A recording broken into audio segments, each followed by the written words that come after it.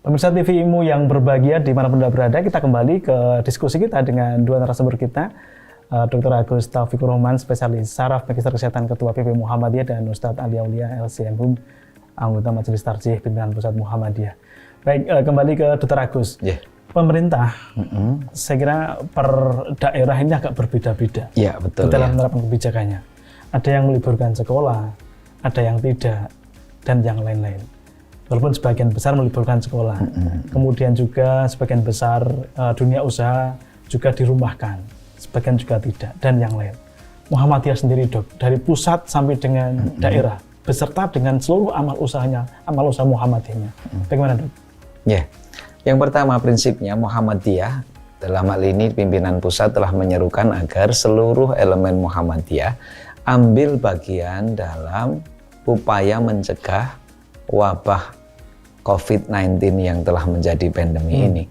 Oleh karena itu, Muhammadiyah memberikan maklumat agar seluruh aktivitas yang berpotensi untuk terjadinya penularan lebih dahsyat itu ditunda atau bahkan ditiadakan. Maka bagi Muhammadiyah, ketika melihat data yang sekarang ini semakin tinggi, sekarang sudah di atas 300, di dunia sudah sekian banyak negara yang terkena, kita tidak boleh salah, kita harus berlaku yang bijak, semuanya harus terukur. Maka ketika Muhammadiyah telah memerintahkan dan kemudian semuanya harus terlibat, artinya ketika MCCC di level pusat dibentuk, kemudian di masing-masing wilayah daerah nanti membentuk tim juga untuk penanganan itu, dan Muhammadiyah telah menegaskan di situ harus bersinergi dengan apa yang menjadi protokol pemerintah, karena dalam hal ini negara yang berkewajiban untuk melakukan perlindungan terhadap warganya. Tapi Muhammadiyah sejak sebelum Indonesia ini merdeka telah senantiasa berperan, ambil bagian dalam rangka untuk kepentingan umat dan bangsa ini. Maka yang dilakukan ketika untuk kegiatan-kegiatan yang melibatkan orang banyak, Muhammadiyah memberikan panduan agar ditunda atau diganti dengan pertemuan cara yang lain, misalkan dengan online. Nah, ketika sekolah, kampus itu menjadi bagian yang berpotensi untuk sumber penularan, maka Muhammadiyah memberikan himbauan untuk melakukan proses pembelajaran seperti yang kami sebut tadi, tetapi semuanya harus diselaraskan dengan apa yang menjadi keputusan pemerintah. Yang kedua, Muhammadiyah sendiri telah melakukan beberapa kali pertemuan dengan protap pencegahan COVID-19 ini, dan khusus untuk rencana pertemuan besar kita, yakni muktamar yang insya Allah akan dilaksanakan pada bulan Juli nanti, Muhammadiyah telah memanggil para pakar-pakar kesehatan, ahli epidemiologi, ahli virus, ahli paru, bagaimana prediksi COVID-19 ini. Menurut pengalaman SARS yang sampai beberapa bulan sampai tahun, kemudian MERS dulu juga kurang lebih 2 tahun, COVID-19 ini juga diperkirakan tidak hanya dalam 2 atau 4 bulan ke depan. Maka untuk muktamar Muhammadiyah dari berbagai masukan, Muhammadiyah memutuskan untuk muktamar nanti diundurkan. Jadi diundurkan untuk jangan sampai ketika muktamar justru terjadi proses penularan yang mengakibatkan COVID-19 ini semakin tidak bisa dikendalikan. Dan itu sudah menjadi keputusan Muhammadiyah. Sehingga nanti insya Allah muktamar kita akan kita laksanakan di bulan Desember dengan harapan ketika semua tertib, taat, semua menyadari bahwa COVID-19 ini insya Allah dengan usaha bersama bisa diatasi atas izin Allah, tentunya dengan segala keseriusan, tidak ada yang panik tapi tidak menyepelekan, apalagi gitu. Ketika semuanya sudah terlibat, semuanya telah sadar, insya Allah gerakan ini bisa menjadi bermanfaat, menjadi berdampak yang bagus. Nah, Muhammadiyah juga menganggap penting, karena sebentar lagi ini kita Ramadan, Idul Fitri, ketika Ramadan ada kegiatan ibadah yang dahsyat. Idul Fitri biasanya di Indonesia ini ada proses pergerakan manusia yang begitu dahsyat dengan tradisi mudiknya. Maka Muhammadiyah penting untuk memberikan panduan bagaimana Ramadan dan kegiatan Idul Fitri ke depan. yang ini akan dipersiapkan oleh beberapa majelis, terutama bekerja sama dengan majelis terkait dalam hal ini adalah bagaimana MPKO, MDMC, Majelis Tarjih, Majelis Tabligh akan membahas panduan-panduan ibadah ini. Prinsipnya Muhammadiyah ingin menjadi bagian dari yang serius mengatasi wabah COVID-19 ini. Tentunya kita menjadi bagian dari warga bangsa, warga dunia yang harus ambil bagian dengan sebaik-baiknya. Itu untuk Muhammadiyah. Saya kira Muhammadiyah tidak hanya di Indonesia. Betul, ya. Ada di Taiwan, ada di Malaysia, dan di manapun, Pak. Bagaimana kemudian warga Muhammadiyah yang di luar Indonesia itu kemudian PP Muhammadiyah melakukan upaya-upaya untuk melakukan diseminasi informasi kebijakan kepada mereka agar mereka kemudian melakukan aktivitas pencegahan serupa yang dianjurkan dari Indonesia. Ini yang menarik, Mas Budi. Justru teman-teman PCIM ini kan kita lihat justru adalah pimpinan cabang istimewa yang isinya para akademisi, orang-orang pintar. Jadi selama ini beliau-beliau dari PCIM itu telah memberikan informasi yang banyak kepada kita, memberi masukan kepada kita, sehingga kalau ditanya bagaimana kerjasama dengan mereka, ini sudah berjalan dengan baik. Mereka telah memberi masukan. Bahkan ketika ada wabah di suatu tempat, kita bisa kontak di tempat kita yang lain, bagaimana kondisi yang sebenarnya. Dan ini alhamdulillah, ini berjalan dengan bagus, kita kondisikan terus, sehingga memang kalau dengan teman-teman PCIM ini komunikasi kita relatif berjalan dengan baik, dan saya sangat terbiasa untuk menggunakan sosial media ya. Dan kemudian karena memang teman-teman di PCIM ini kan luar biasa, bahkan ada yang punya pengajian online dan itu menjadi bagian yang memudahkan kita komunikasi. Nah, beliau sendiri kan bagian dari penggerak PCIM di Mesir, yang sekarang Mesir bahkan sudah punya gedung dakwah sendiri, bahkan sudah punya amal usaha pendidikan di sana.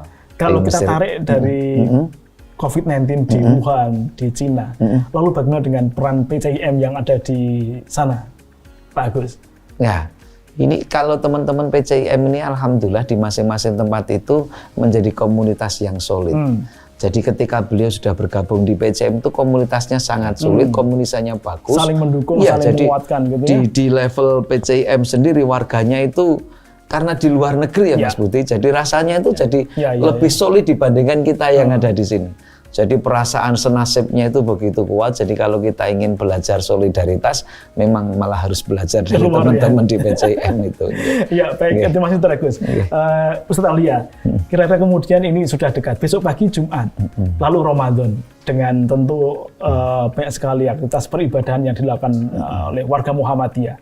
Ada sholat tarawih, ada buka bersama, kemudian nanti ada sholat id, lalu ada mudik tadi yang sering teragus.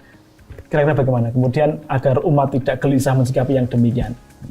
Yang pertama tentu kita mengapresiasi langkah pimpinan Pusat Muhammadiyah untuk kita bersama-sama mendiskusikan dalam rangka, ya tentu saya yakin Bapak-Bapak di Majelis Tarjih juga secara khusus akan turut serta, artinya bergabung dalam rangka untuk memberikan tuntunan dan pedoman khususnya yang berkaitan dengan aspek aktivitas mereka untuk beribadah, karena memang harus dinilai atau harus lebih komprehensif.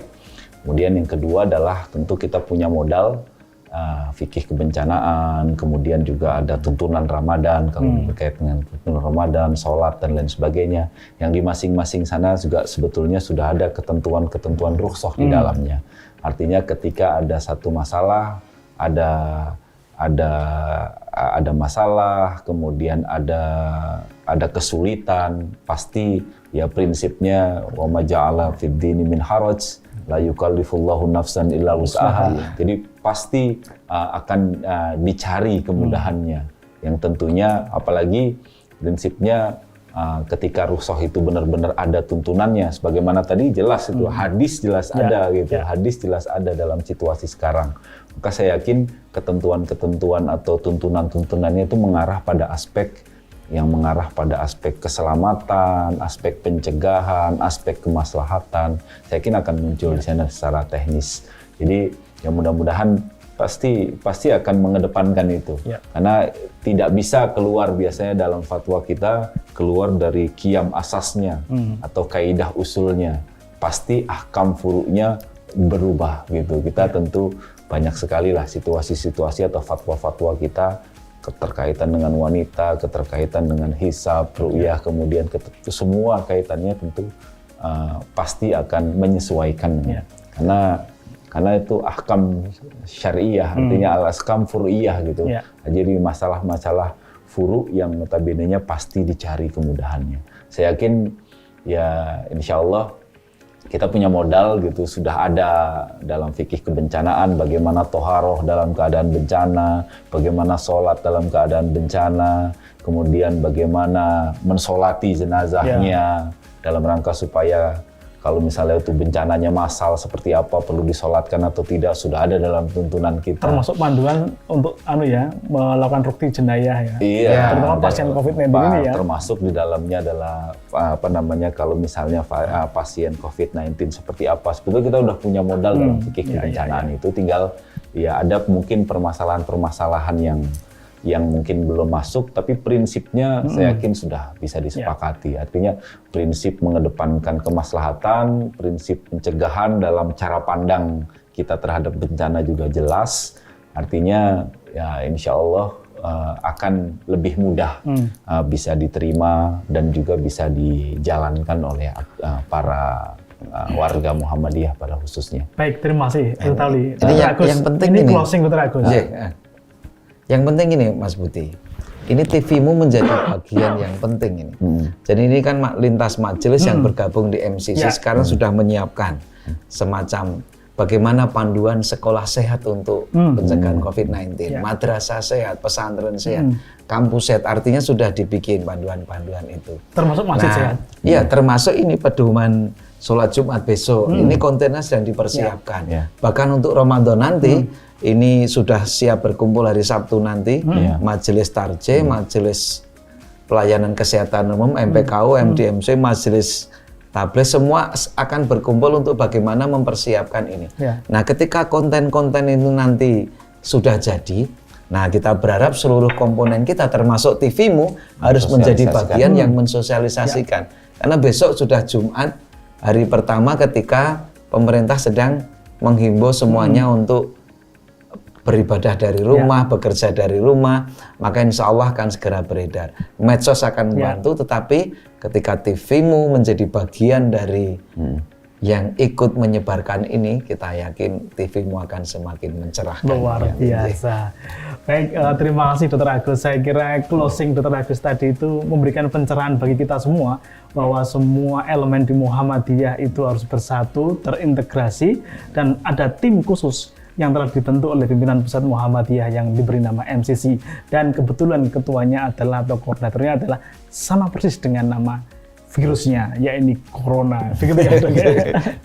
Baik, terima kasih sekali lagi Ustadz Ali Aulia, terima kasih kehadirannya, dan Dr. Agus terima kasih kehadirannya.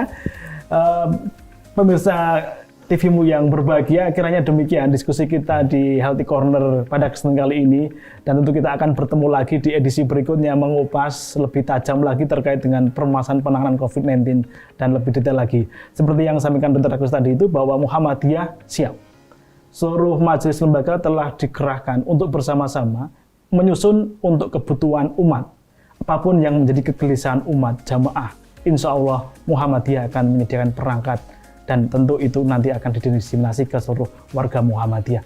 Jadi terima kasih atas kehadirannya Dr. Agus dan Ustadz Ali Aulia di kesempatan kali ini. Kita akan bertemu kembali di lain kesempatan. Assalamualaikum warahmatullahi wabarakatuh. Waalaikumsalam warahmatullahi wabarakatuh.